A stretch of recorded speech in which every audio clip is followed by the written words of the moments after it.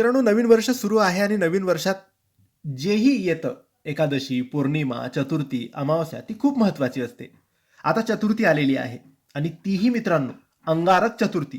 अंगारक चतुर्थी ही सर्व संकष्टी चतुर्थीमध्ये सगळ्यात मोठी चतुर्थी मानली जाते. मंगळवारी जी चतुर्थी येते तिला अंगारक चतुर्थी किंवा मंगळी चतुर्थी असं म्हणतात.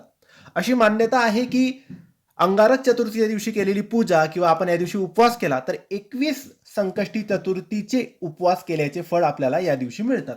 तर या दिवशी तुम्ही एक छोटंसं काम करायचं आहे, ते म्हणजे तुम्ही गणपती बाप्पाच्या मूर्तीसमोर, फोटोसमोर, घराच्या मंदिरासमोर बसायचं आहे किंवा जवळपास जर गणपती बाप्पाचं मंदिर असेल तर तिथं जाऊन तुम्ही 21 दुर्वा तुमच्या दोन्ही हातात घेऊन डोळे बंद करून तुमच्या मनात जीही इच्छा असेल, जीही कामना असेल, जेही तुम्हाला हवं असेल, जोही संकल्प असेल, जे तुम्हाला मागायचं असेल ते मागायचं आहे आणि गणपती बाप्पाच्या चरणाकडे, त्यांच्या पायांकडे ते 21 दुर्वा ठेवून द्यायच्या आहे. मग तुम्ही हा उपाय तुमच्या घरी गणपती बाप्पाच्या मूर्तीसमोर किंवा जवळपास गणपती बाप्पाचं मंदिर असेल तर तिकडे जाऊन केलं तरी चालेल, पण नक्की करा. धन्यवाद.